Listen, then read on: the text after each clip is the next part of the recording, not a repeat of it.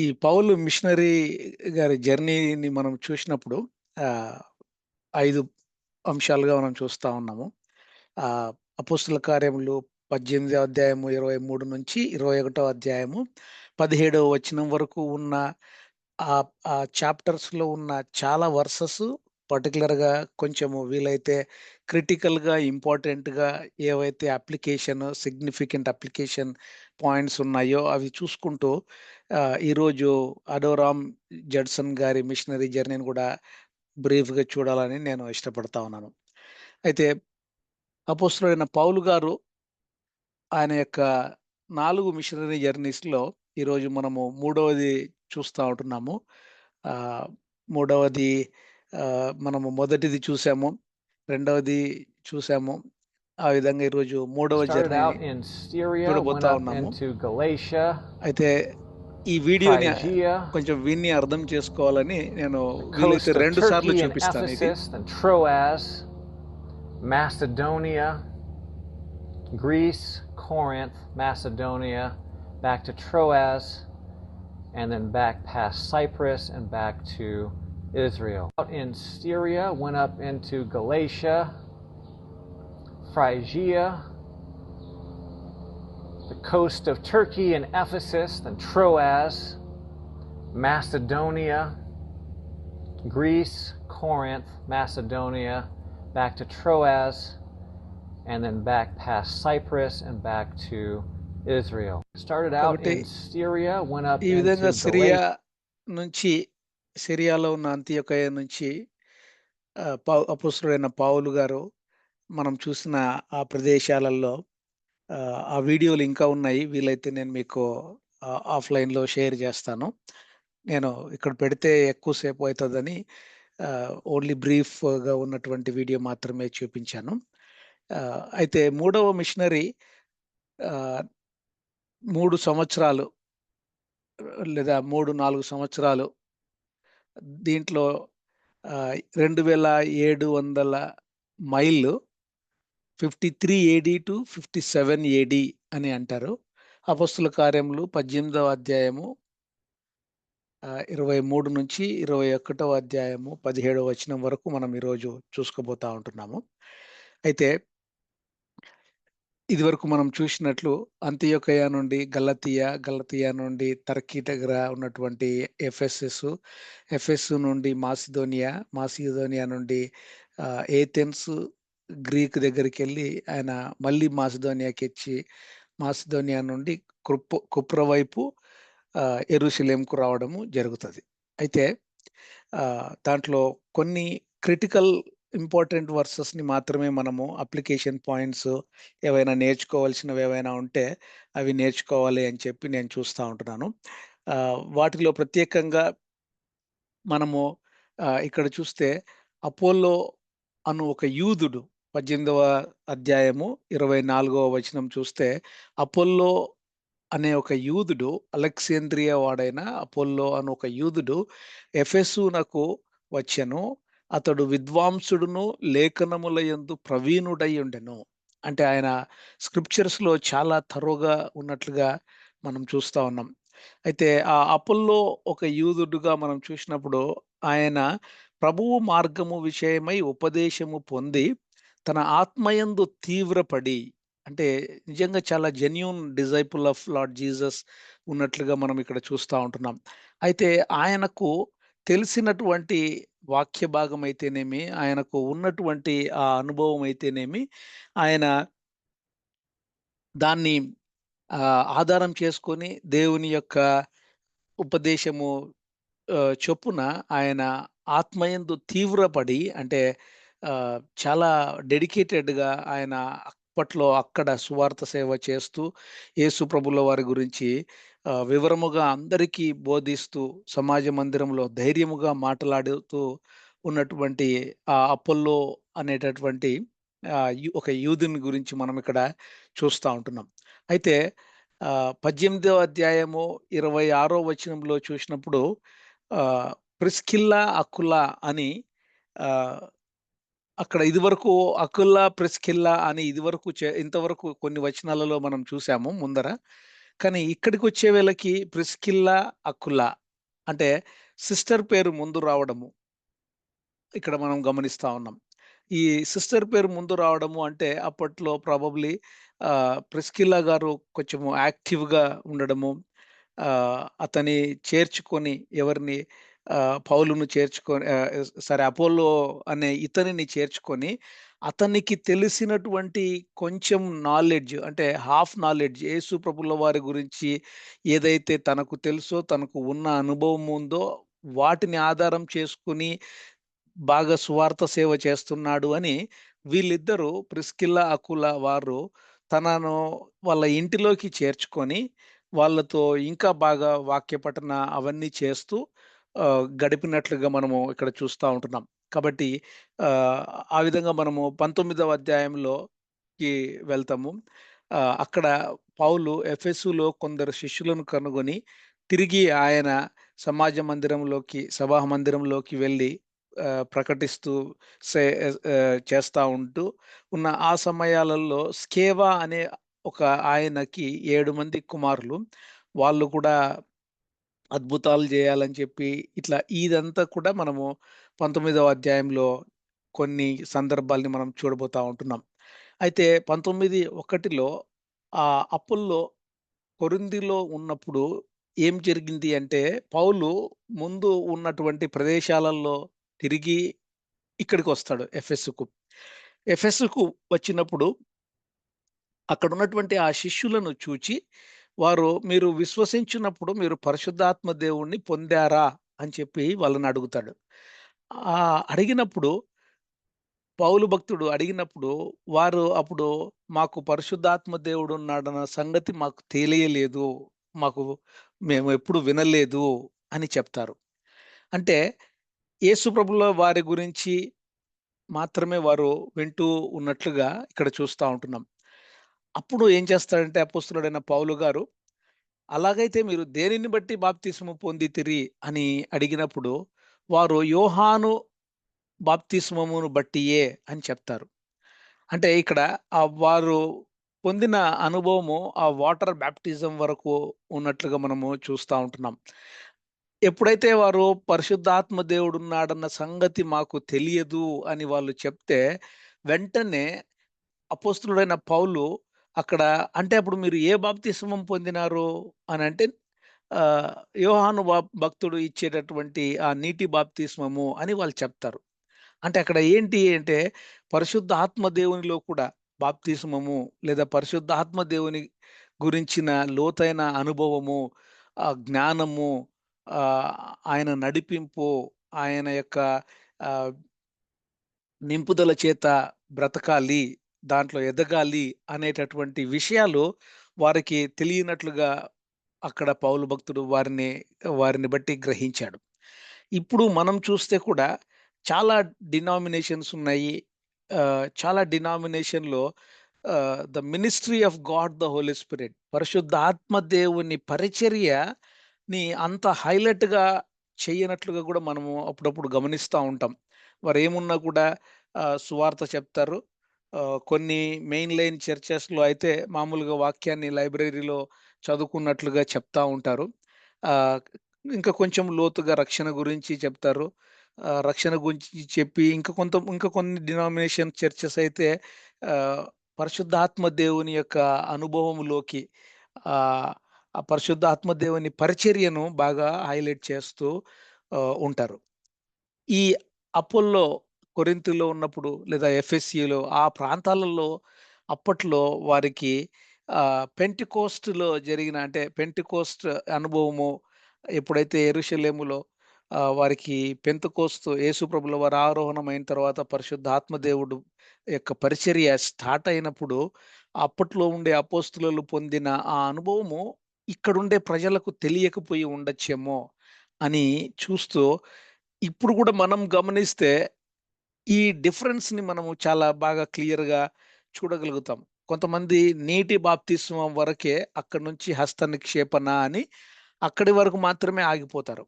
కానీ పరిశుద్ధాత్మలో బాప్తిస్మము ఉన్నది అని చెప్పి దాని గురించిన వాక్య భాగాలు ఉన్నప్పటికీ ఆ వాక్య భాగాలు చదివినప్పుడు చాలా సింపుల్‌గా చాలా ఆహ్, ఆహ్, మరి వారు ఏ విధంగా స్కిప్ చేస్తారో నాకు అర్థం కాదు గానీ, ఆ వచనాలను చాలా ఈజీగా స్కిప్ చేసి నెక్స్ట్ వచనాల గురించి చెప్తా ఉంటారు.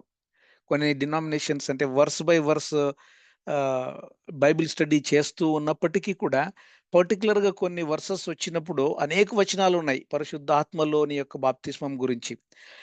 కానీ స్కిప్ చేసేస్తారు. ఆ విధంగా పశ్చాత్తాపము, పాపక్షమాపణ, రక్షణ, నీటి బాప్తిస్మము ఇక్కడికి ఆగిపోతారు చాలామంది విశ్వాసులు. కానీ పరిశుద్ధాత్మలో కూడా బాప్తిస్మము ఉన్నది.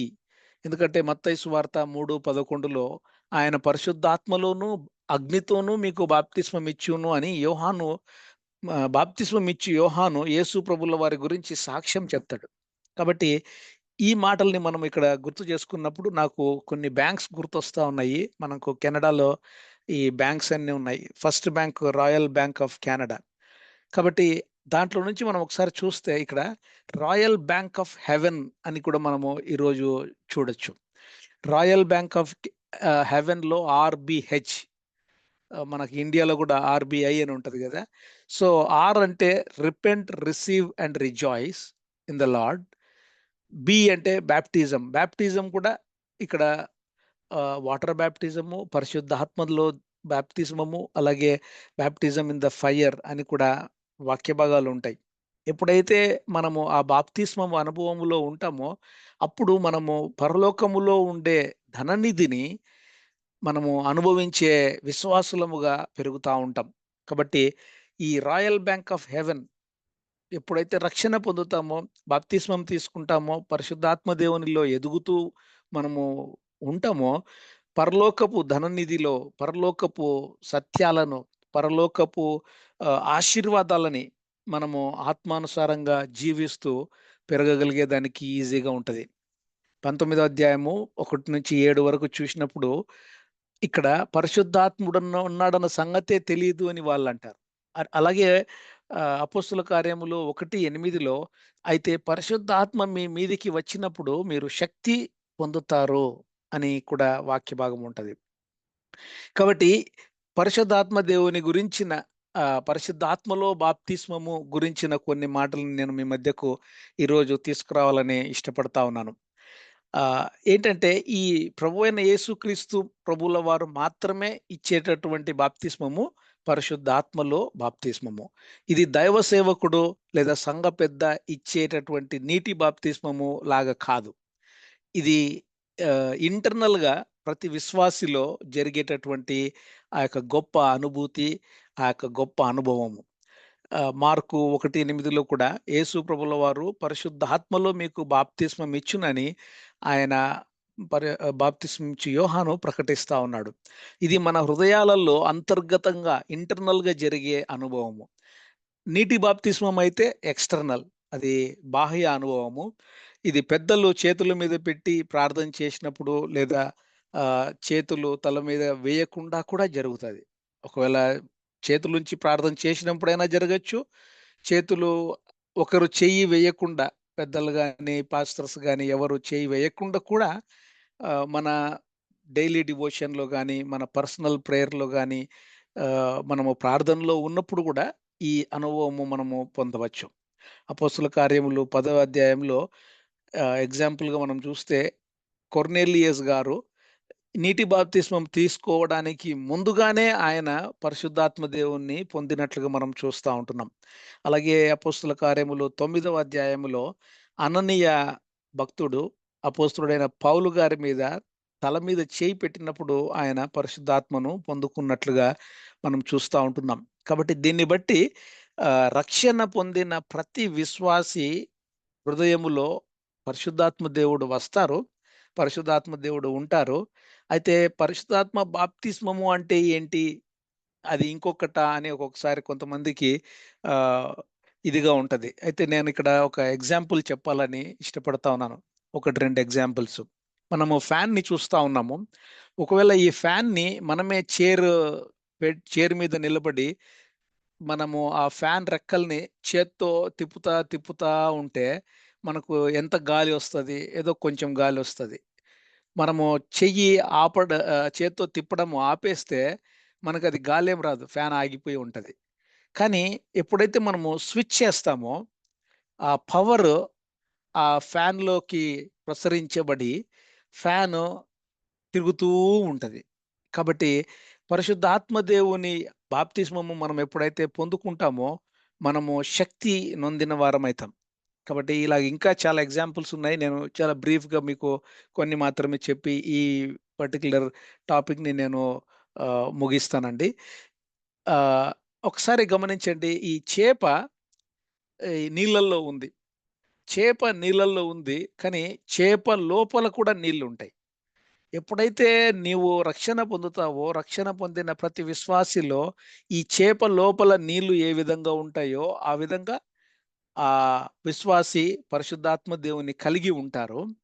అయితే చేప నీటిలో ఉన్నప్పుడు దాని యొక్క శక్తి లేదా దాని యొక్క జీవము చాలా అమోఘముగా ఉంటది.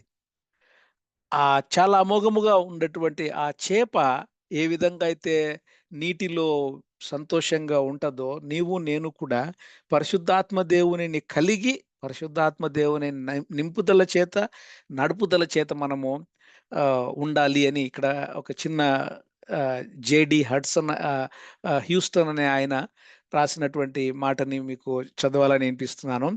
If you want something in your life you have never had, you will have to do something you will never done.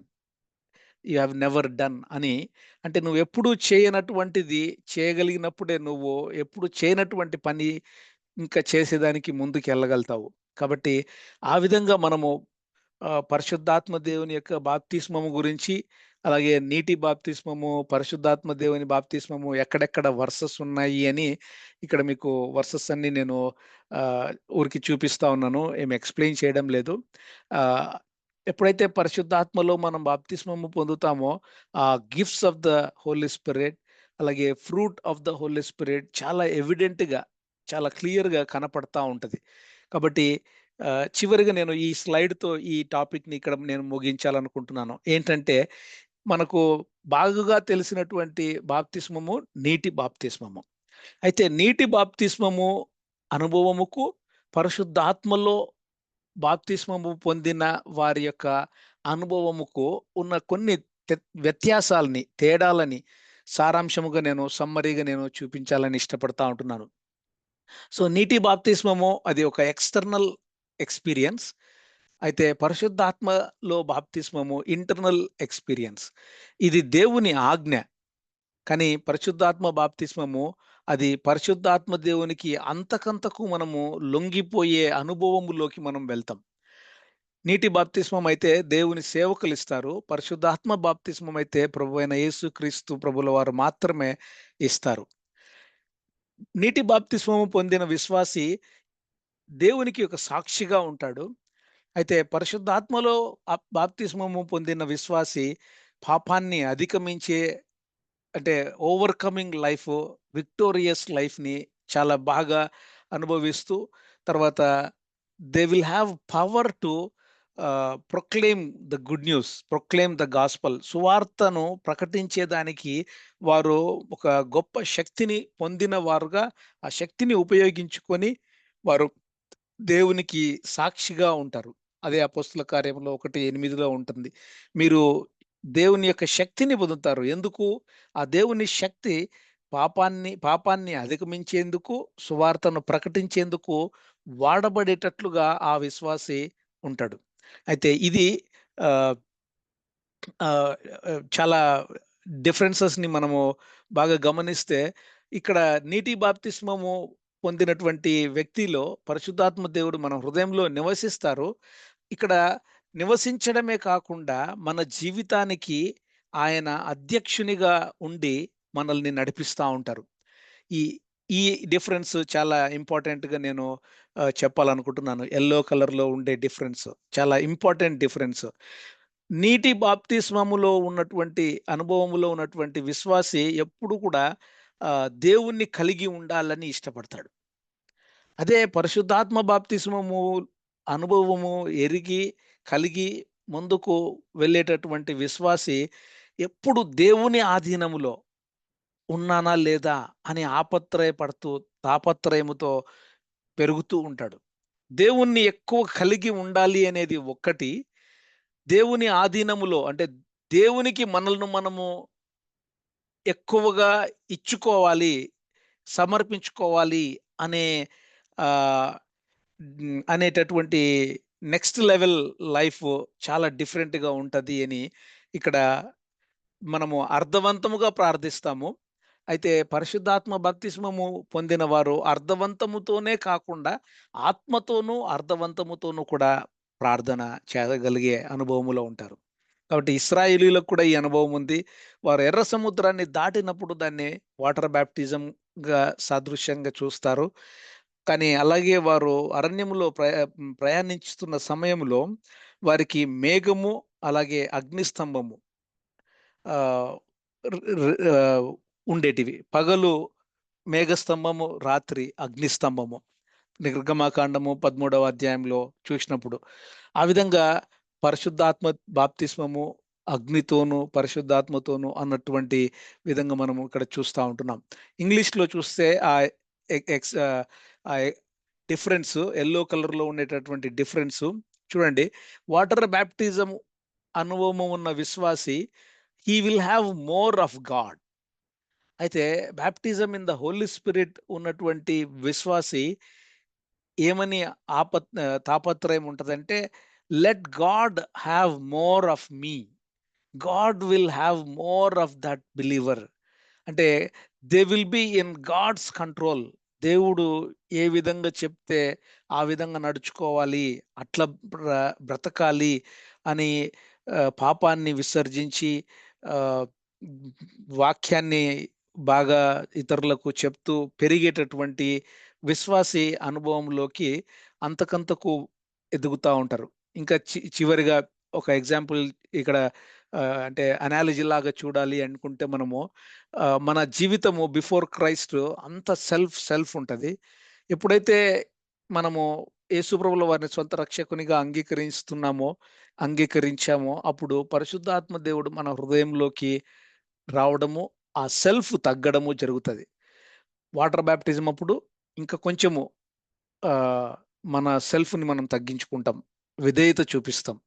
అలాగే baptism in the Holy Spirit అన్నప్పుడు ఇంకా మనల్ని మనము తగ్గించుకొని మరి దేవునికి ఎక్కువగా పరిశుద్ధాత్మ దేవునికి ఎక్కువగా మన జీవితంలో, మన హృదయంలో మనము స్థానమించి ఆయనకు ఆయనను అధ్యక్షునిగా పెట్టుకొని మనము బ్రతకాలని ఆశపడతా ఉంటాం.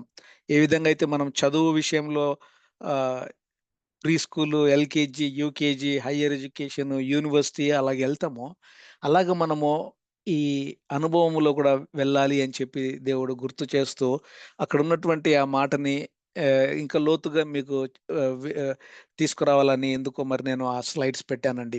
అయితే 19వ అధ్యాయము 11వ వచనంలో ఒకసారి చూసినప్పుడు, దేవుడు పౌలు చేత విశేషమైన అద్భుతములను చేయించెను. అతని శరీరమునకు తగిలిన చేతి గుడ్డలైనను, నడికట్లైనను రోగుల యొద్దకు తీసుకొని వచ్చినప్పుడు కూడా వారు స్వస్థత పొందినట్లుగా, దయ్యాలు వదిలిపెట్టబడినట్లుగా ఇక్కడ చూస్తా ఉంటున్నాం. ఆహ్, ఇవన్నీ చూస్తే మనము ఆహ్, ఇక్కడ హ్మ్. అదే యూదుడైన స్కేవా అనే ప్రధాన యాజకునికి 7 మంది కుమారులుంటే, వారు గూడా ఇమిటేట్ చేస్తారు. వారు గూడా యేసు ప్రభువు యొక్క నామము చెప్పి, దయ్యాలను వాళ్ళను ఈళ్ళను అంటే వెళ్ళగొట్టేటట్లు చేస్తా ఉంటారు.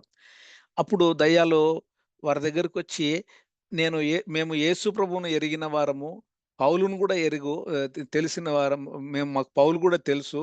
కానీ మీరెవరు అని జెప్పి ఆ ఉన్న 7 మందిలో ఇద్దరిని లొంగదీసి వారిని దిగంబరులుగా చేసి, వారు అక్కడి నుంచి పారిపోయినట్లుగా గూడా చూస్తా ఉంటున్నాం.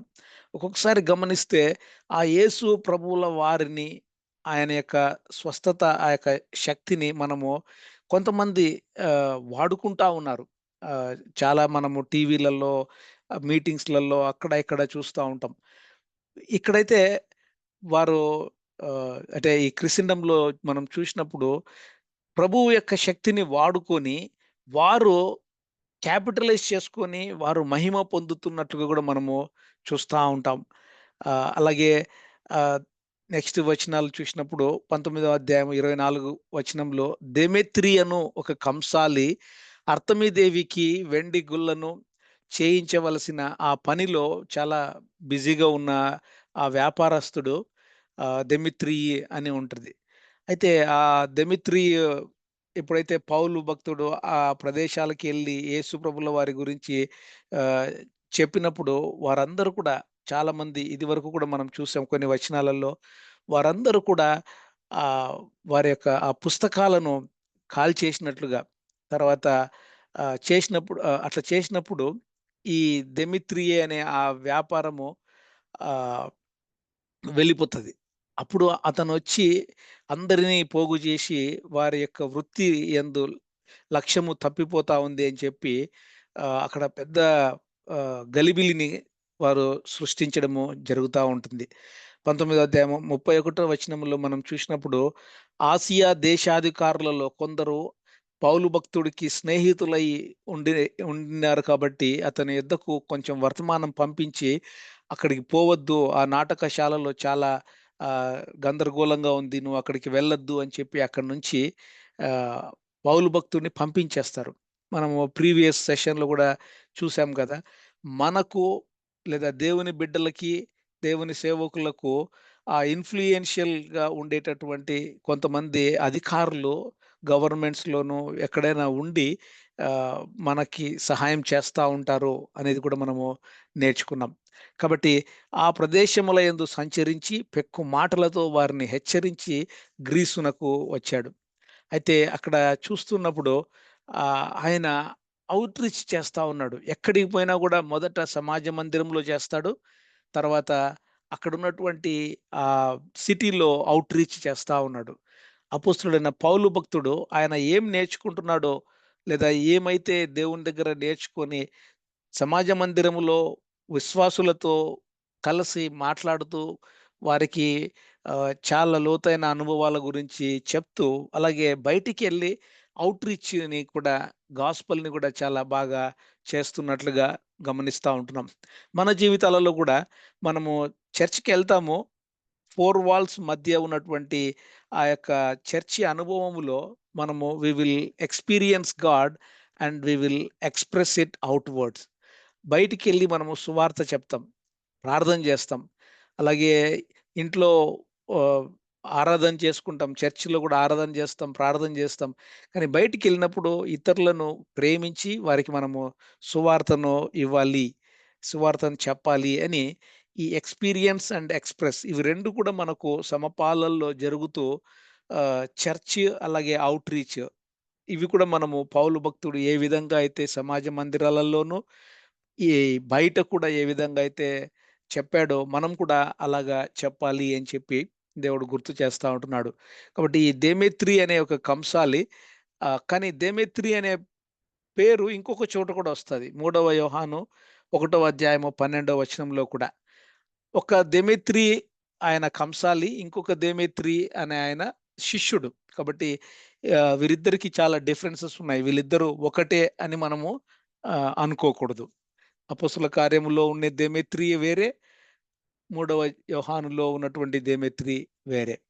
అలాగే 20వ అధ్యాయంలోకి మనము వెళ్ళినప్పుడు మాసిదోనియా తర్వాత గ్రీసు అక్కడ ప్రయాణం చేసి పౌలు భక్తుడు ఎఫెసులోని సహోదరులకు వీడ్కోలు పలికి మాసిదోనియా తర్వాత గ్రీసులో ఉండే వాళ్ళను ప్రోత్సాహపరిచి తిరిగి త్రోయకు వస్తాడు. ఆ త్రోయ నుండి పౌలు నెక్స్ట్ అక్కడికి వెళ్తాడు. ఆ త్రోయలో ఉన్నప్పుడు ఆహ్, పౌలు భక్తుడు అక్కడ ఉన్నటువంటి సమాజ మందిరంలో బోధిస్తూ అక్కడ ఒక యవనస్తుడు కిటికీ దగ్గర పడుకొని ఉండగా ఆ యవనస్తుడు కింద పడి చనిపోవడము జరుగుతా ఉంటుంది. అయితే ఇక్కడ ఒకసారి చూస్తే 20వ అధ్యాయం 4వ వచనంలో ఆహ్, పుర్రు కుమారుడును, బెరయ పట్టణస్థుడునైన సోపత్రును, దెస్సలోనికయలో అని ఇక్కడ కొన్ని ప్రదేశాల పేర్లు, ఆ ప్రదేశాలలో పేరు పొందినటువంటి దేవుణ్ణి ఎక్కువగా ప్రేమించేటటువంటి శిష్యుల పేర్లు ఇక్కడ ఉన్నాయి. బెరయ పట్టణస్థుడు. మనం ఇదివరకు చూసాం గదా! బెరయ పట్టణములో బిలీవర్స్ ఎవరైనా కూడా ఈవెన్ పౌలు భక్తుడు చెప్పినప్పుడు వాటి మాటలు కూడా తిరిగి వాక్య భాగములో ఉందా లేదా అని పరిశీలించి నమ్మేటటువంటి వారు. కాబట్టి బెరయా పట్టణంలో నుండి సోపత్రును, అలాగే దెస్సలోనికయులలో నుండి అరిస్తర్కును, సెకెందును, దెర్బే పట్టణములో ఉన్నటువంటి దెర్బే పట్టణస్థుడైనటువంటి గాయియు, తిమోతి, ఆసియా దేశస్థుల మైనర్ ఏషియా నుండి తుకీకు, త్రోఫిము, వీరందరూ కూడా అప్పట్లో పౌలు భక్తుడితో కలిసి ప్రయాణం చేసినట్లుగా, కలిసి కొన్ని దినాలు దేవుని పరిచర్య చేసినట్లుగా వర్కర్స్ ఆఫ్ అపోస్టల్ పాల్ అని కూడా అంటారు. కానీ ఎక్కడ కూడా లూక్ భక్తుడు, ఆయననే ఈ అపోస్తల కార్యములను రాసినటువంటి భక్తుడు. అంత డాక్టర్‌గా ఉన్నటువంటి ఆ డాక్టర్ లూక్ మాత్రము ఎక్కడ తన పేరును తను ఎక్కడ కూడా నేను అని చెప్పుకోడు. కాబట్టి అటువంటి వినయ విధేయతలు కలిగి గొప్ప దైవజనులతో మనం కూడా కోవర్కర్స్‌గా దేవుని పరిచర్యలో ఉంటున్నామా అన్నటువంటి ఈ అప్లికేషన్ పాయింట్‌ని ఇక్కడ మనము గమనించగలగాలి అని నేను ముందుకు తీసుకొని వస్తా ఉంటున్నాను. కాబట్టి మంచి దైవజనులతో కలిసి మనం కూడా పరిచర్య చేస్తూ తగ్గించుకొని వినయ విధేయతల చేత మనము వెళ్ళాలి అని 20 అధ్యాయము 7వ వచనంలో, ఆదివారమున మేము రొట్టె విరుచుటకు కూడినప్పుడు పౌలు మరునాడు వెళ్ళనయుండి వారితో ప్రసంగించుచు అర్ధరాత్రి వరకు విస్తరించి మాట్లాడుచుండెను. మేబీ ఒకవేళ 10 అవర్స్ ఎన్ని ఎన్ని గంటలు మాట్లాడాడు అని మనకు గంటలు లేదు కానీ, సాయంత్రము లేదా మధ్యాహ్నము 12కు లేదా 2కు ఆహ్, ఒకవేళ మెసేజ్ స్టార్ట్ అయితే రాత్రి 10, 11, 12 వరకు మాట్లాడడము జరిగిందేమో. అంటే ఇంకా ఆయన నెక్స్ట్ డే వెళ్ళిపోతున్నాడు కాబట్టి అపోస్తలుడైన పౌలు అక్కడున్న వారికి ఏమేమి చెప్పాలనో, ఎంత చెప్పాలనో, ఏది దాచిపెట్టుకోకుండా చెప్పినట్లుగా కూడా వాక్య భాగాలు మనం చదువుకుంటా వస్తున్నాం. కాబట్టి ఆ విధంగా వాళ్ళకు చెప్తా ఉన్నాడు. అయితే ఇక్కడ రొట్టె విరుచుట అన్నప్పుడు హోలీ కమ్యూనియన్ వస్తుంది కాబట్టి, హోలీ కమ్యూనియన్ గురించి కొన్ని మాటల్ని ఇక్కడ నేను చెప్పాలని ఆశపడతా ఉన్నాను. అయితే remembering Lord's death, burial and రెజరక్షన్‌ని మనము ఈ హోలీ కమ్యూనియన్ సమయంలో మనం గుర్తు చేసుకుంటాం. మనం ఎందుకు హోలీ కమ్యూనియన్‌లో పార్టిసిపేట్ చేస్తాము అంటే, క్రీస్తు ప్రభుల వారు మన కొరకు చనిపోయి, పాతిపెట్టబడి, తిరిగి లేచి, తిరిగి రానయ్యున్నటువంటి ఆ యేసు ప్రభుల వారు మన గురించి వెచ్చించినటువంటి ఆయన శరీరము, రక్తమును మనము గుర్తు చేసుకుంటూ, ఇతరులకు మనము సువార్తను ప్రకటించాలి అనే అనే ఒక కమిషన్‌ని కూడా మనం గుర్తు చేసుకుంటూ, ఎందుకంటే 1 కొరింథీ 11వ అధ్యాయంలో ఉంటది. ఆహ్, టు ప్రొక్లెయిమ్ అని ఉంటది. కాబట్టి ఎప్పుడు మనము హోలీ కమ్యూనియన్ తీసుకున్నా, మనం ఆ ప్రొక్లైమ్ ఎట్లా జేసుకోవాలి అని ఒక్కొక్కసారి మనము డిస్కషన్స్‌లో మాట్లాడుతా ఉంటాము. First day of the week చేసినట్లుగా ఈ 20 అధ్యాయంలో మనం చూస్తా ఉంటున్నాము. అయితే ఆహ్ అదే అపోస్తుల కార్యములు 2వ అధ్యాయము 46వ వచనములో మనము చూసినప్పుడు, ప్రతి దినము డే బై డే అని ఉంటది. అంటే ఎవ్రీ సింగిల్ డే చేసుకోవాలనా, లేదా first day of the week చేసుకోవాలనా, లేదా first Sunday of the month చేసుకోవాలనా, లేదా 3 మంత్స్‌కి ఒకసారి చేసుకోవాలనా అనే ఆ ఫ్రీక్వెన్సీని మాత్రము ఎన్ని సార్లు, ఎప్పుడు చేసుకోవాలి, ఎట్లా చేసుకోవాలనేది ఫ్రీక్వెన్సీ మాత్రము వాక్య భాగములో మనకు ఆహ్, చాలా క్లియర్‌గా అయితే ఆహ్, లేదు కానీ, ఆహ్, ఆ సంఘములో ఆ సంఘస్థులకు వీలుగా ఉన్నటువంటి పద్ధతిని బట్టి, వారి యొక్క వన్నెస్‌ని బట్టి ఎవ్రీ వీక్ అయినా చేసుకోవచ్చు. ఎవ్రీ వీక్ చేసుకుంటే మంచిది. ఒకవేళ కొన్ని చర్చెస్ వాళ్ళు మంత్లీ వన్స్ చేసుకుంటారు. లేదా 3 మంత్స్‌కి ఒకసారి చేసుకుంటారు. ఆహ్, ఎందుకు 3 మంత్స్‌కి ఒకసారి చేసుకుంటున్నారే, లేదా మంత్లీ వన్స్‌కి ఎందుకు చేసుకుంటున్నారే అని మనము ఏమాత్రము ప్రశ్నించాల్సిన అవసరం లేదు. మనం ఏం చూసుకోవాలి అంటే, అది ఒక రిచ్యువల్‌గా, ఒక సాంప్రదాయంగా, ఒక అలవాటులో మనము చేసుకోకూడదు అనేది ఇక్కడ దేవుడు మనకు గుర్తు చేస్తా ఉంటున్నారు. కాబట్టి ఈ ఐతుకు అనే యవనస్తుడు ఆ కిటికీలో కూర్చుండి, మిడ్‌నైట్ అయితుంది కాబట్టి యవనస్తుడు గదా!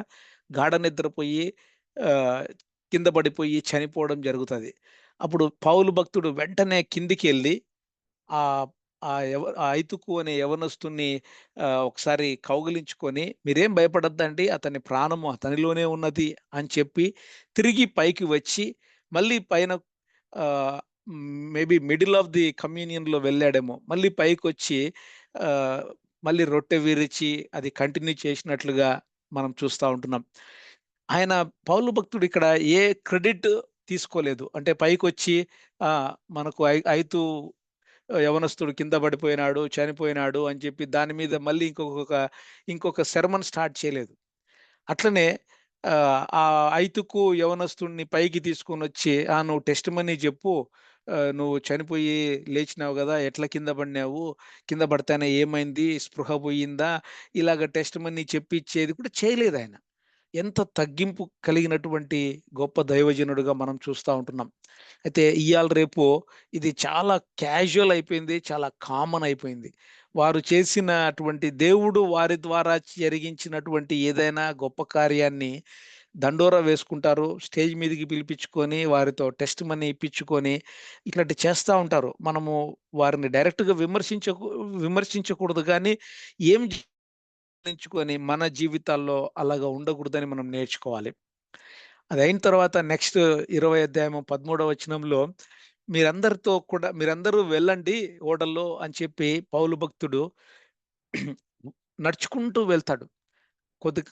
కొద్ది దూరము నడుచుకుంటూ వెళ్తాడు. ఆ నడుచుకుంటే వెళ్ళే సమయంలో మేబీ ఆయన దేవునితో మంచి అనుభవాన్ని ప్రార్థనల్లో కలిగి ఉండాలనేమైనా కోరుకొని అలాగా ఒంటరిగా వెళ్ళాడేమో. అదే ఇంత ఒక చనిపోయిన యవనస్తుడిని లేపినటువంటి ఆహ్, స్వస్థత ఇచ్చినటువంటి మనిషిగా అంటే పౌలు భక్తుడు అలాగా ట్రీట్ చేసుకోలేదు. తనను తాను తగ్గించుకొని అంటే మీటింగ్స్ బాగా జరిగిన తర్వాత ఆయన అక్కడి నుంచి ఒంటరిగా ప్రార్థనలో గడిపినట్లుగా గూడా. ఇక్కడి నుంచి మనం ఏం నేర్చుకోవచ్చంటే, మనం కూడా ఒకవేళ ఏదైనా మీటింగ్స్ జరిగినప్పుడు, దేవుడు మంచి మంచి కార్యాలు జరిగించినప్పుడు, మనము ఆ నెక్స్ట్ డే లేదా నెక్స్ట్ వీక్‌లో థాంక్స్ గివింగ్ అని పెట్టుకుంటాము. అలాగే ప్రేయర్ డే కూడా పెట్టుకోవచ్చు అని చెప్పి ఇక్కడ నేను గమనిస్తూ నేర్చుకునే విషయాన్ని ఇక్కడ చూస్తా ఉంటున్నాను. కాబట్టి అపోస్తలుడైన పౌలు నెక్స్ట్ డే ఐతుకును బ్రతికించిన నెక్స్ట్ డే ఆహ్, పర్సనల్‌గా దేవునితో సమయం గడిపే ఆహ్, అలోన్ విత్ గాడ్ అని నడుచుకుంటూ వెళ్ళినట్లుగా మనం చూస్తా ఉంటున్నాం. ఆ విధంగా 20 అధ్యాయంలోకి మనము వెళ్ళినప్పుడు త్రోయ నుండి నెక్స్ట్ మిలేతుకు ప్రయాణం అవ్వడము. అక్కడి నుంచి తర్వాత ఎఫెసు పెద్దలతో మాట్లాడి, ఎఫెసు పెద్దలకు కూడా ఒకసారి హెచ్చరించి, అక్కడి నుంచి తిరుగు ప్రయాణము ఆయన యెరూషలేము వైపు వెళ్తా ఉంటాడు. అయితే కొన్ని వచనాలను నేనిక్కడ చూపించాలని ఇష్టపడతా ఉన్నాను. 20వ అధ్యాయంలో 19వ వచనంలో చూసినప్పుడు, కన్నీళ్లు విడుచుచు పూర్ణమైన వినయ భావముతో మీకు మధ్య నేను సేవ చేశాను. నేను ఏమాత్రము దాచుకొనకుండా బహిరంగముగా మీకు అన్నీ కూడా అన్నీ చెప్పాను. ఆత్మయందు బంధింపబడిన వాడనై నేను పరిశుద్ధాత్మ దేవుని యొక్క కంట్రోల్‌లో ఆహ్, దేవుడు ఏమైతే నాకు చెప్పాడో వాటన్నిటిని నేనేమాత్రము దాచిపెట్టుకోకుండా బంధకములను, శ్రమలను నా కొరకు కాచుకొని ఉన్నాయి అని ఎరిగి కూడా ఆయన వారికి ఆ విధమైనటువంటి అన్ని హెచ్చరికలను చెప్తూ, ఇస్తూ నా ప్రాణాన్ని నేను ఎంత మాత్రము ప్రియమైనదిగా ఎంచుకొనడం లేదు కానీ అని చెప్పి ఒక సాక్ష్యాన్ని వారికి చెప్తూ అక్కడి నుంచి వెళ్ళిపోతా ఉంటాడు. కాబట్టి ప్రకటన గ్రంథము 12వ అధ్యాయము 11వ వచనంలో మనం చూసినప్పుడు, మరణము వరకు తమ ప్రాణములను వారు ప్రేమించిన వారు కారు అని ఉంటది. కాబట్టి నేను ఈ అపోస్తలుడైన పౌలు భక్తుడు ఏ విధంగా దేవుడు అపోస్తలుడైన పౌలుకు ఇచ్చిన ప్రతి పరలోకపు అంశాన్ని, దృక్పథాన్ని ఇతరులకు, సంఘ పెద్దలకు, శిష్యులకు అనేక మందికి పరిచర్యలో వారికి అన్నీ కూడా ఇస్తూ నేను నేను వెళ్ళేది ఒకవేళ నేను యెరూషలేముకు వెళ్తే నాకు అక్కడ ప్రాణము వ ఆహ్, హ్మ్, ప్రా ప్రాణం తీసేస్తారు అని తెలిసినప్పటికీ ఆయన మరణాన్ని ఏమాత్రము ప్రేమించకుండా చాలా ధైర్యంగా ముందుకు వెళ్ళడము చూస్తా ఉంటున్నాం. కాబట్టి అపోస్తల కార్యములు 20 అధ్యాయము 20 వచనంలో కూడా చూస్తే, ఇదిగో దేవుని రాజ్యమును గూర్చి ప్రకటించుచు అనే ఉంటది. కాబట్టి దేవుని రాజ్యము అని అంటూనే మనమేదో రక్షణ పొందుతానే దేవుని రాజ్యంలోకి చేరతాము అని అనుకుంటా ఉంటాం. పశ్చాత్తాపము, పాప క్షమాపణ ఇక్కడ చాలా లిస్ట్ ఉన్నాయి కదా! పాప క్షమాపణ, ఆ విధంగా మనం విశ్వాసములోకి అడుగు పెడతాం. విశ్వాసములోకి అడుగుపెట్టిన వెంటనే నీటి బాప్తిస్మం తీసుకొని ఒక మంచి శిష్యునిగా రోజు డైలీ డివోషన్ చేసుకుంటూ, దేవునిలో మనం ఎదుగుతూ, వాక్యం చదువుకుంటూ, వాక్యానుసారంగా బ్రతుకుతూ, ఆ విధంగా పరిశుద్ధాత్మ దేవుని బాప్తిస్మము కూడా అనుభవము కలిగిన వారమై, పరిశుద్ధాత్మ వరాలు, ఆత్మ ఫలమును మనము ఎవిడెంట్‌గా చూపిస్తూ, చూడగలుగుతూ, పాపము మీద విజయము కలిగి, మనము ఈ రాప్చర్ గురించి మనం వెయిట్ చేస్తా ఉంటున్నాం. రాప్చర్ తర్వాత జడ్జిమెంట్ ఉంటది. జడ్జిమెంట్ సీట్ ఆఫ్ క్రైస్ట్ దగ్గర, అంటే క్రీస్తు ప్రభుల వారి న్యాయపీఠం ఎదుట కేవలము విశ్వాసులు మాత్రమే నిలబడే ఆ న్యాయపీఠం ఎదుట రివార్డ్ కోసము వెళ్ళేటటువంటి ఆ ప్రయాణంలో మనము ఉన్నట్లుగా దేవుడు మనకు మరి ఒకసారి గుర్తు చేస్తూ, ఆ ప్రయాణము ఇటర్నల్ లైఫ్‌ని మనము కలిగి ఉండబోతున్నాము. యేసు ప్రభుల వారిని గురించిన లోతైన సత్యమే మనకు నిత్య జీవము అని కూడా యోహాను సువార్తలో మనం చదువుతా ఉంటున్నాం కదా! కాబట్టి ఇది ఒక సీక్వెన్స్ లాగా మనం చూస్తే, నీవు నేను ఎక్కడున్నాం? కేవలము రక్షణ పొంది ఏదో ఒక ఆహ్, స్వార్థపూరితమైనటువంటి విశ్వాసపు బ్రతుకుతా ఉంటున్నామా? లేదా ఇతరులకు కూడా ఉపయోగపడే మంచి బ్రతుకును మనము బ్రతుకుతా ఉంటున్నామా? అని చెప్పి దేవుడు ఇక్కడ మనకు మరి ఒకసారి the whole council of God, the whole purpose of గాడ్‌ని దేవుడిక్కడ 20 అధ్యాయము 17-38 వచనాలకు ఉండే సారాంశాన్ని నేను మీ మధ్య ఇక్కడ ఉంచుతా ఉన్నానండి. కాబట్టి ఏ స్టేజ్‌లో ఉన్నాం, ఇంకా ఏ స్టేజ్ నుంచి ఏ స్టేజ్‌కి మనం వెళ్ళగలుగుతా ఉన్నాం అని మనము మన జీవితాన్ని మనం ఒకసారి పరీక్ష చేసుకోవాలి. ఆ విధంగా 21వ అధ్యాయంలోకి మనము వెళ్తూ యెరూషలేము వైపు పౌలు భక్తుడు వెళ్తా ఉన్నాడు. రిటర్న్ జర్నీలో ఉన్నాడు. మిలేతు నుండి తూరు వరకు ఓడలో ప్రయాణం చేసి, అక్కడ పౌలు మరియు అతని సహచరులు తూరుకు వచ్చినప్పుడు, ఇంకా యెరూషలేమునకు వెళ్ళక ముందే కొన్ని హెచ్చరికలు కొంతమంది ఇస్తారు. సంఘము ఇస్తాది. అలాగే అగబా అనేటటువంటి ప్రవక్త కూడా కొన్ని హెచ్చరికలు చెప్తాడు. కాబట్టి వాటిని మనము ఇక్కడ చూసుకోబోతా ఉంటున్నాం. ఎందుకంటే పౌలు భక్తుడు అది దేవాలయంలో అరెస్ట్ చేస్తారు. ఆహ్, అపొస్తలుడైన పౌలు గారు యాకోబు, యోహాను, పేతురు, యాకోబు, యోహాను మిగిలిన అపోస్తలులను యెరూషలేములో కలిసి ఇంతవరకు జరిగిన ఆ ప్రయాణం గురించి, థర్డ్ మిషనరీలో దేవుడు ఎంతమందిని ఆహ్, దేవుని రాజ్యంలోకి తీసుకున్నాడు, ఎంతమందిని బాగా స్థిరపరిచాడు అని చెప్పి వీటన్నిటిని గురించిన ఆ యొక్క మాటలని తిరిగి పౌలు భక్తుడు అపోస్తులకు వివరించి అక్కడ యెరూషలేములో చెప్తాడు. కాబట్టి దాని తర్వాత ఆహ్, అక్కడ పౌలు భక్తుడిని అరెస్ట్ చేయడము, ఇవన్నీ కూడా ఆహ్, నెక్స్ట్ 21st చాప్టర్ లాస్ట్ ప్యాసేజ్‌లో మనం చూస్తా ఉంటున్నాం. అయితే దీంట్లో ఈ 21st చాప్టర్‌లో కొన్ని వర్సెస్‌ని మనం చూసినప్పుడు 21వ అధ్యాయము 4వ వచనంలో, మేమక్కడనున్న శిష్యులను కనుగొని 7 దినాలు అక్కడున్నారు. నీవు యెరూషలేములో కాలు పెట్టవద్దని ద్వారా పౌలుతో వారు చెప్పినారు. అక్కడున్నటువంటి శిష్యులు, వారు కూడా మంచి ప్రార్థనా అనుభవములో ఆత్మ ద్వారా చెప్పినారు అంటే, వాళ్ళు కూడా పరిశుద్ధాత్మ దేవుని నడుపుదల, నింపుదల చేత ఎట్లా బ్రతుకుతున్నారు మనం అని మనము చూడవచ్చు. అయితే, ఇక్కడ ఎప్పుడైనా మనము ఎవరైనా దేవుడు నాకు చెప్పినాడు, thus says the lord, God told me అని అన్నప్పుడు కొంచెం మనం జాగ్రత్త పడాలి. ఎందుకంటే ఇర్మీయా 23వ అధ్యాయము 30 వచనంలో ఒక మాట ఉంటది. నా మాటలను దొంగిలించు ప్రవక్తలకు నేను విరోధిని అని దేవుడు చెప్తాడు. కాబట్టి పాత నిబంధన గ్రంథములో ఉన్నటువంటి ప్రవక్తలకు దేవుడు స్వయాన మాటలు ఆయన చేరవేసేవాడు. ఆ ప్రవక్తలు దేవుని బిడ్డలకు చేరవేసేవారు.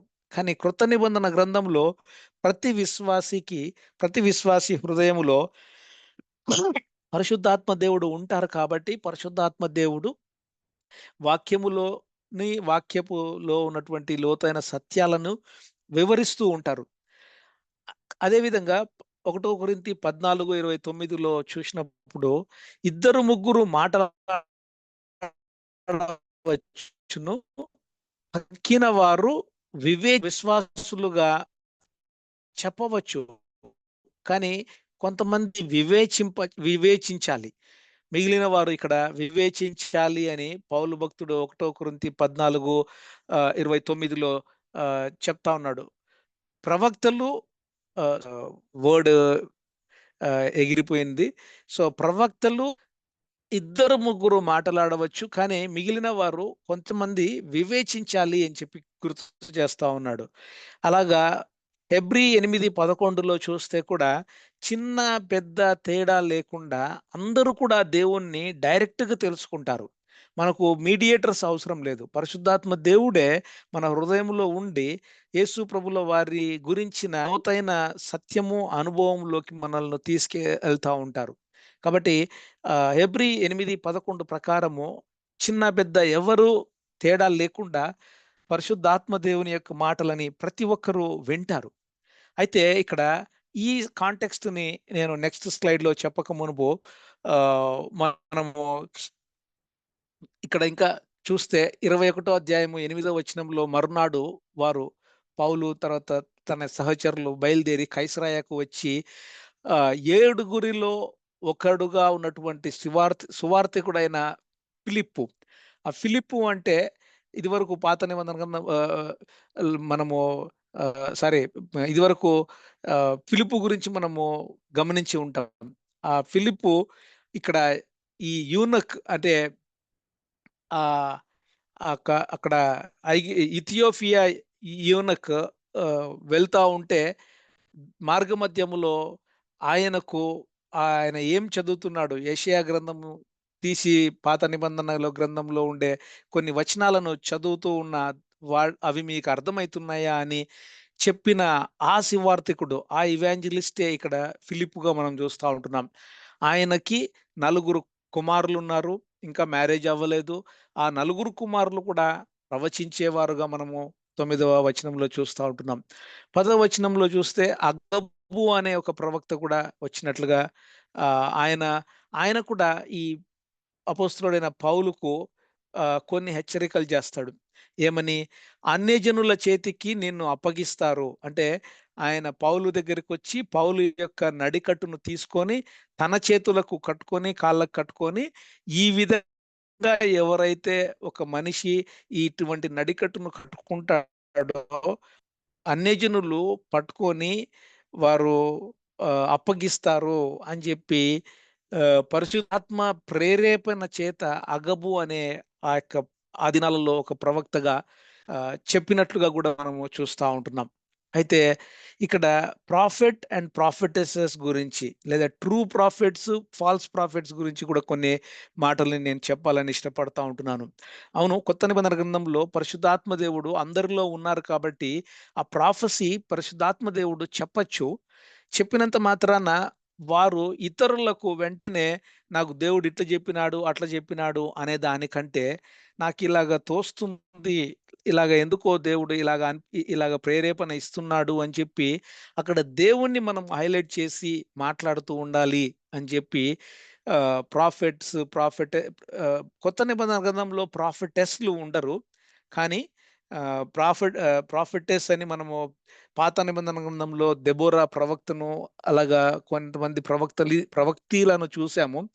అయితే ట్రూ ప్రాఫిట్, ఫాల్స్ ప్రాఫిట్ ఏంటి అని మనం గమనించినప్పుడు ట్రూ ప్రాఫిట్ ఏం చేస్తాడంటే అదే ఫాల్స్ ప్రాఫిట్ అంటే దేవుని యొక్క ప్రాఫెసీని పొందుకున్నటువంటి కొంతమంది ఏం చేస్తారంటే వాళ్ళు ఇన్‌స్ట్రక్ట్ చేస్తారు. నువ్వు ఇట్లా చేయాలా, ఇట్లా చేయకూడదు, ఇట్లా చేయకూడదు, ఇట్లా చేయకూడదు అని.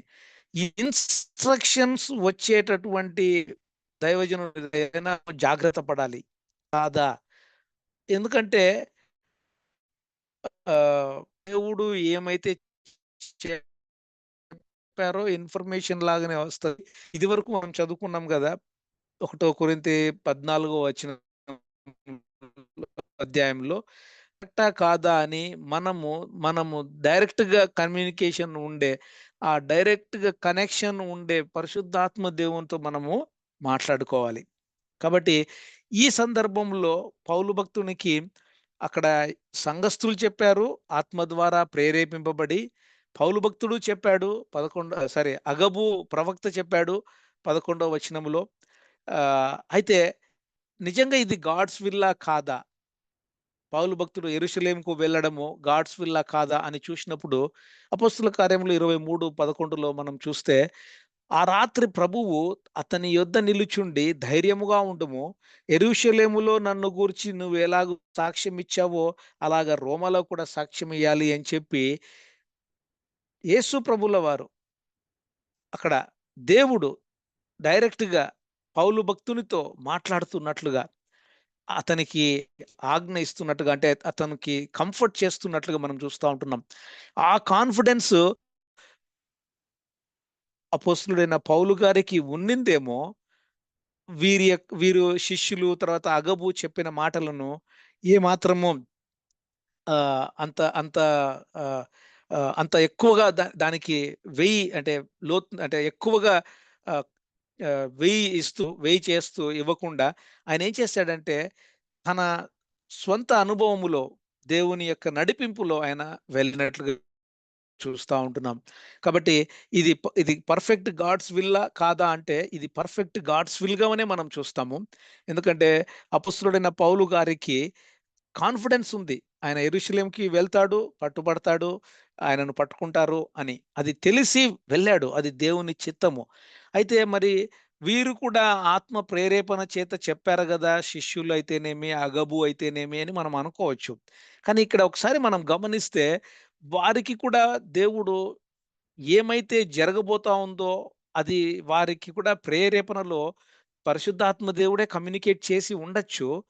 వారు ఔట్ ఆఫ్ లవ్ పౌలును వారించినట్టుగా చూస్తా ఉంటున్నాం. ఔట్ ఆఫ్ లవ్ కాకుండా వారు ఒకవేళ పౌలు భక్తుడిని అక్కడ ప్రార్థన చేసి, చేతులు పెట్టి ప్రార్థన చేసి, ఇంకా ఎంకరేజింగ్‌గా దేవుడు మీకు మంచి మినిస్ట్రీని ఇంకా ముందర పరిచర్యను ఆహ్, మీకు గొప్ప సాక్షిగా వాడుకోబోతున్నాడు అనే విధంగా చెప్పి ఉండవచ్చు.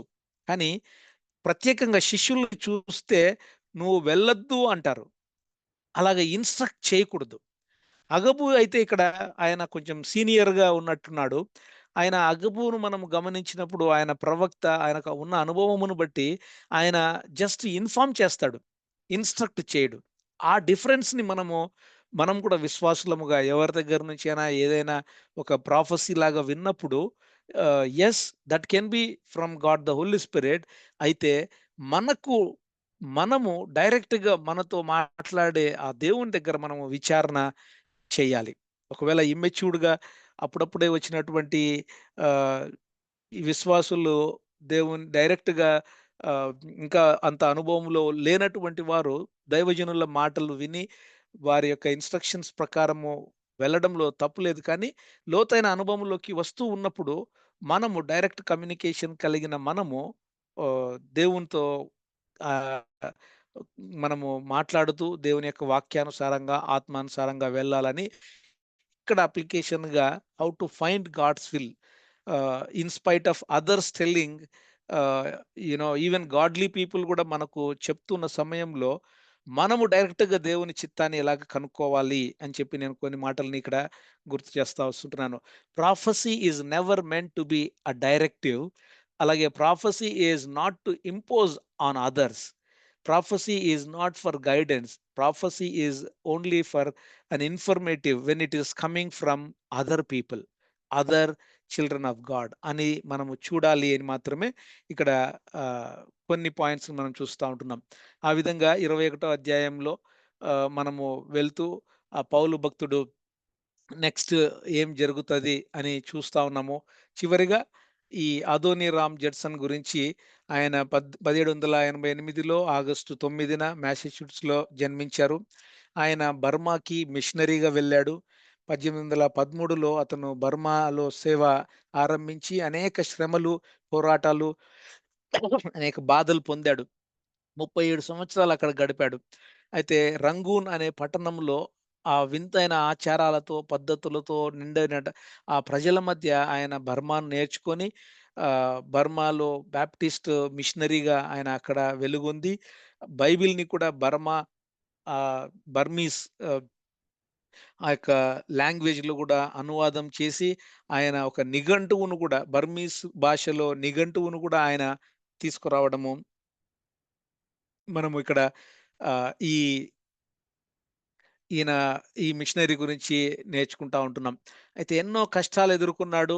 అక్కడుండే బుద్ధులను చాలా మందికి సువార్త పరిచర్య జేసి ఆహ్, చాలా ఓర్పుతో 16 సంవత్సరాలు సువార్త ప్రకటించి 100 మందికి ఆయన బాప్తిస్మం ఇచ్చాడు. దాని తర్వాత చాలా కష్టాలు పడినాడు. ఆ టైంలో ఇంగ్లాండ్ వారు బర్మా మీద యుద్ధంకి వెళ్ళినట్ల ఆ సమయంలో ఈ ఈయన బ్రిటిషర్స్‌కి అనుగుణంగా వారికి గూఢచారిగా ఉన్నాడని జెప్పి ఆయనను ఒక 21 నెలల పాటు జైల్లో పెడతారు. జైల్లో పెట్టి బాగా హింసిస్తారు. అయితే చివరికి ఆయన 1850 సంవత్సరంలో తిరుగు ప్రయాణంలో ప్రయాణం చేసి పడవలో చనిపోయినప్పుడు వారు పడవలోనే ఆహ్, ఆ యొక్క శవాన్ని పెట్టుకోలేక సముద్రంలో ఆయనని ఆహ్, తోసేస్తారు. ఆ విధంగా ఆయన జల సమాధిగా అయినట్లుగా మనము చూస్తా ఉంటున్నాం. అతని ప్రయత్నాలను ఒకసారి చూస్తే 1851 నాటికి 10,000 మందికి పైగా యేసు ప్రభువును తెలుసుకోవడము, బర్మీస్ బైబిల్‌ని అనువాదం చేయడము, డిక్షనరీని ఆహ్, తీసుకురావడము, 30 సంవత్సరాల సేవలో 63 సంఘాలలో 7,000 మంది సభ్యులు కలిగి ఉన్నప్పుడు ఇప్పుడు కనీసం 163 మంది మిషనరీలు అక్కడ పని చేస్తా ఉన్నారు. ఆయన 1850 ఏప్రిల్ 12న 61 సంవత్సరాల వయస్సులో ఆయన చనిపోయినట్లుగా గూడా మనము చూస్తా ఉంటున్నాం. కాబట్టి ఈ అదోనీరామ్ జడ్సన్ ఆయన చెప్పిన కోట్‌ని ఇక్కడ మీ ముందు ఉంచుతా ఉంటున్నాను. "There is no success without sacrifice. If you succeed without sacrifice, it is because someone has suffered before you. If you sacrifice without success, it is because someone will succeed after" అని ఆ కోట్‌ని ఆయన చెప్పినట్లుగా మనం నేర్చుకుంటా ఉన్నాం. కాబట్టి అపోస్తలుడైన పౌలు భక్తుడు జరిగినటువంటి మూడవ మిషనరీ ప్రయాణములో మనము చాలా విషయాలు నేర్చుకున్నాము. వీటన్నిటిని బట్టి దేవుడు మనకు కూడా అటువంటి మంచి అనుభవాన్ని, పరిచర్య దృక్పథాన్ని, పరిచర్య భారాన్ని మనకు ఇచ్చే విధంగా మనం గూడా ఎదిగేదానికి ఆహ్, మనము ప్రార్థనాపూర్వకంగా ఉండాలని జెప్పి దేవుడు మనకు మరొకసారి ఎంకరేజ్ చేస్తా ఉన్నారు. ఆహ్, థాంక్ యూ ఎవ్రీవన్. ఆహ్,